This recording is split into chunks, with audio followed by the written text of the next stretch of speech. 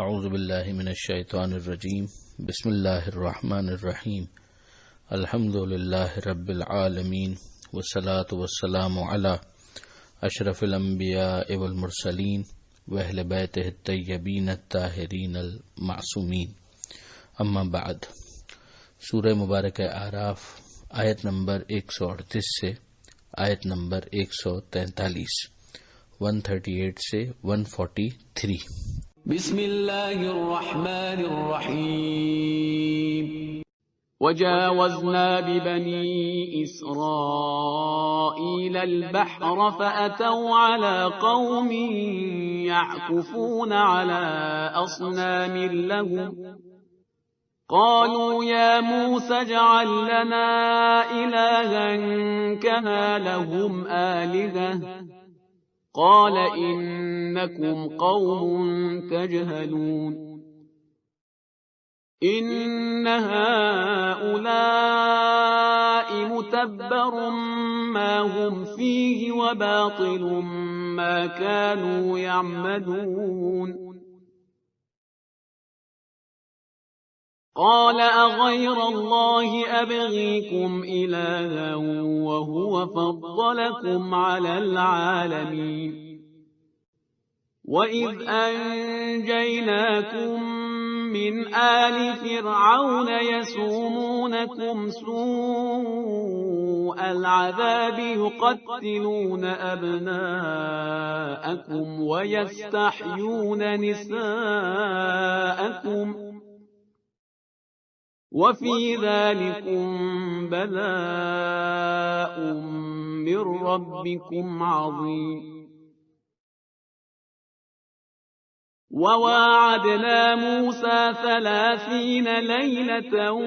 وأتممناها ب10 فتم ميقات ربه 40 ليلة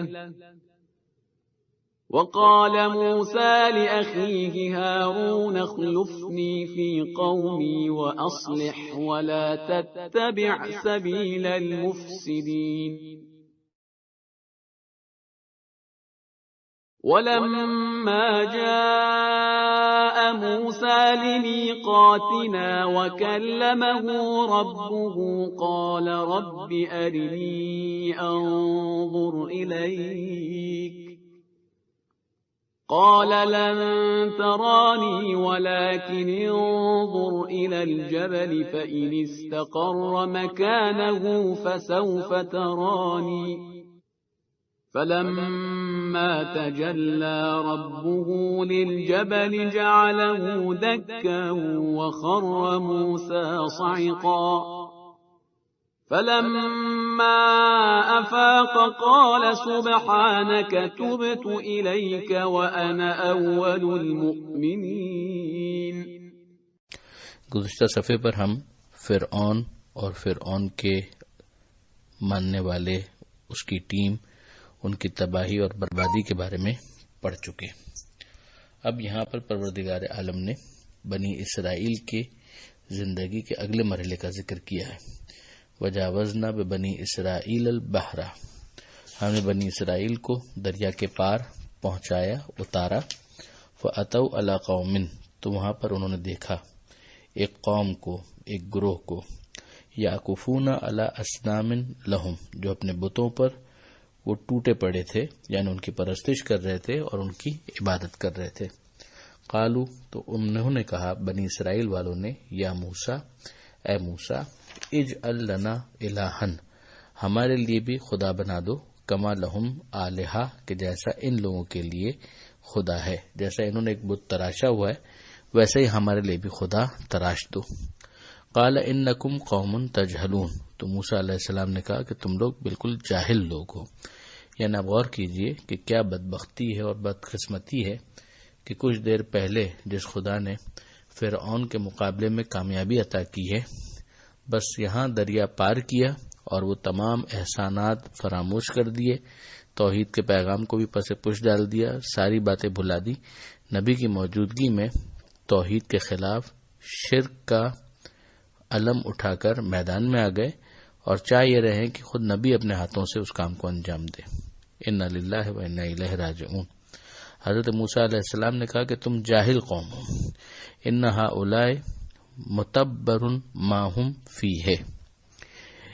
یقیناً یہ لوگ جس عالم میں ہیں وہ مٹنے والا ہے، وباطل ما کانوا یعملون، اور جو غلط کام یہ لوگ کر رہے ہیں یہ سب کے سب ختم ہونے والے ہیں۔ قال، یعنی ان کے کاموں کے اندر کوئی پائیداری نہیں ہے، یہ لوگ تو ابھی جہالت کے شکار ہیں اور تم بھی جاہلوں والا مطالبہ کر رہے ہو۔ پھر فرماتے ہیں قال اغیر اللہ ابغیکم الہن، کہ اللہ کو چھوڑ کر میں کسی اور کو خدا بنا لوں،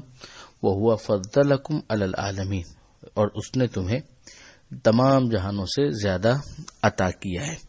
یعنی اتنی نعمتیں پروردگار نے تمہیں عطا کی ہیں جو ایک غیر معمولی معاملہ ہے، اور اس کے بعد تمہاری کیفیت یہ ہے۔ اب یہاں پروردگار عالم نے ان کو یاد دلایا، وَإِذْ أَنْجَيْنَاكُمْ مِنْ آلِ فِرْعَوْنَ، اور یاد رکھنے کا ہے وہ وقت جب ہم نے تم کو چھٹکارا دیا فرعون والوں سے،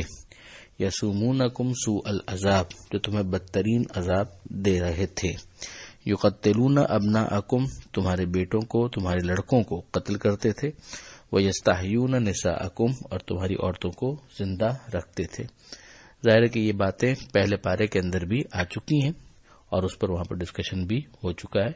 بنیادی بات یہ تھی کہ یہ جینوسائیڈ تھا اور لڑکیوں کو زندہ رکھنا بھی خدمت کے لیے تھا، جو موت سے بھی بدتر زندگی تھی۔ وفی ذالکم بلاء من ربکم عظیم، اور اس میں تمہارے پروردگار کی طرف سے بہت بڑی آزمائش تھی۔ اب اس کے بعد اس واقعے کا ذکر ہوتا ہے جب جناب موسیٰ علیہ السلام کوہ طور پر تشریف لے گئے تاکہ توریت کی تختیاں، توریت کی آیتیں حاصل کر سکیں، تو پروردگار عالم نے ارشاد فرمایا کہ وَوَعَدْنَا مُوسَىٰ 30 لَيْلَةً، ہم نے موسیٰ سے 30 راتوں کا وعدہ کیا، وَأَتْمَمْنَاهَا بِعَشْرٍ، اور ہم نے اسے مکمل کیا باقی 10 راتوں سے، یعنی تتمہ قرار دیا مزید 10 کو۔ تو اناؤنسمنٹ جو ہوا تھا پہلے 30 راتوں کا ہوا تھا، اور پھر وہاں پر 10 راتیں مزید حضرت موسیٰ علیہ السلام کو روک لیا گیا، اور یہ ارشاد ہوا کہ فَتَمَّ مِیقَاتُ رَبِّهِ، اور تمہارے پروردگار کی میعاد 40 راتوں کی پوری ہو گئی، 40 لیلتن، یہ 40 راتوں کی میعاد تھی، وہ پوری ہو گئی۔ غور طلب بات یہ ہے کہ 30 راتوں کا اناؤنسمنٹ ہوا اور پھر بعد میں 10 راتوں کے ذریعے سے 40 کے عدد کو پورا کیا گیا، تو بظاہر جو لوگوں کے سامنے کیس تھا وہ یہی تھا کہ موسیٰ علیہ السلام 30 راتوں میں واپس آ جائیں گے، مگر جو 10 راتوں کا اضافہ ہوا تو یہ اس بدا کو ہضم نہیں کر پائے۔ یہیں پر یہ چیز اور اصطلاح ایک مرتبہ پھر ہمیں سمجھنی چاہیے کہ بدا کی اصطلاح اسی چیز کو کہتے ہیں، اس کے علاوہ اور کوئی چیز نہیں ہے، کہ جو چیز علم پروردگار میں ہے وہ تو کامل ہے بے شک، مگر اس کا اظہار کس طریقے سے ہوا۔ لوگوں کے سامنے جب وہ چیز پیش کی گئی تو اسی طریقے سے پیش کی گئی کہ وہ 30 راتیں ہی سمجھ رہے تھے، علم پروردگار میں پہلے سے تھا کہ مزید 10 راتوں کا اضافہ کر کے اس کو 40 مکمل کیا جائے گا،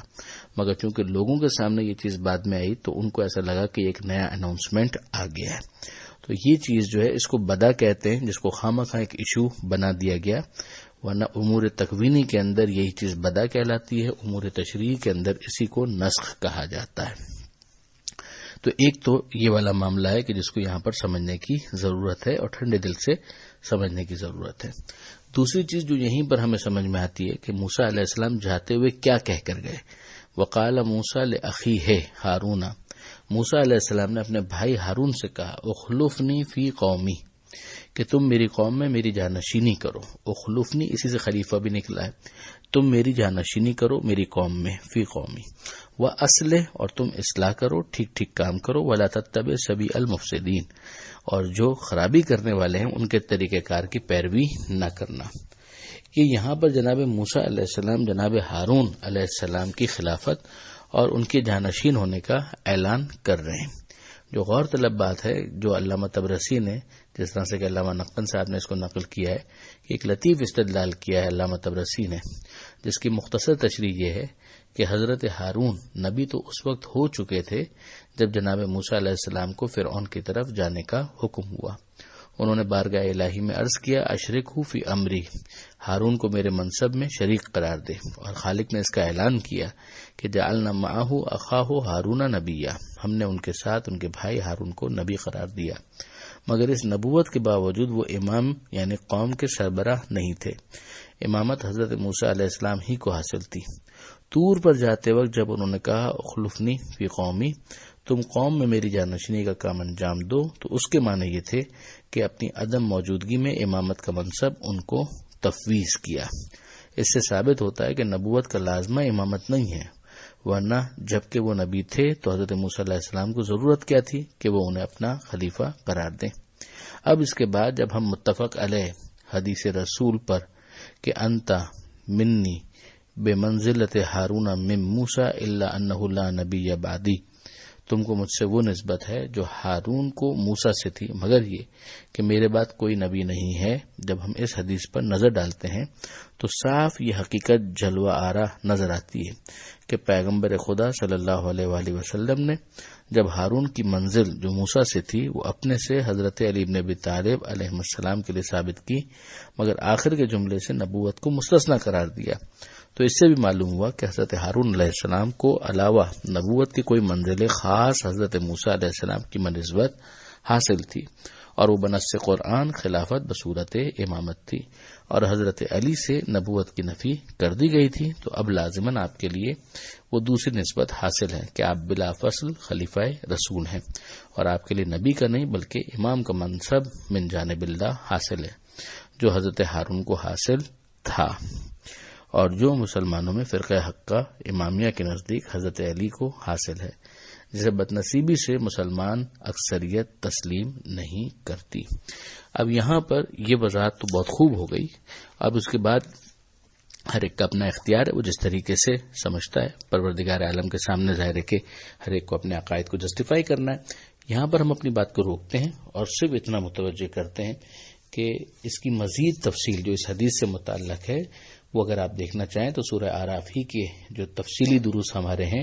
اس کے اندر اس کی تفصیل دیکھی جا سکتی ہے، جس میں اس حدیث کے ریفرنسز جو اس کے اسناد ہیں ان کے اوپر بھی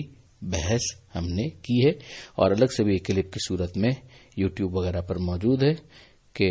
نسبت مرتضی بے مصطفیٰ نسبت مرتضی، کہ مصطفیٰ سے جو جناب مرتضی علیہ السلام کی نسبت ہے اس کے حوالے سے بحث آگے بڑھتی ہے۔ وَلَمَّا جَاءَ مُوسَىٰ لِمِيقَاتِنَا وَكَلَّمَهُ رَبُّهُ، جب موسیٰ علیہ السلام پہنچے وعدہ پر اور انہوں نے اپنے رب سے گفتگو کی، ان کے رب نے ان سے گفتگو کی، قال، تو موسیٰ علیہ السلام نے کہا، رب ارنی، کہ مالک مجھے دکھا، انظر الیکا، کہ میں تجھے دیکھنا چاہتا ہوں۔ اب یہ جو قوم کی فرمائش تھی وہ اس کی ترجمانی کر رہے تھے۔ قال، تو پروردگار نے کہا، لن ترانی، ہرگز ہرگز مجھے نہیں دیکھ سکتے، ولیکن انظر الی الجبل، مگر دیکھو پہاڑ کی طرف،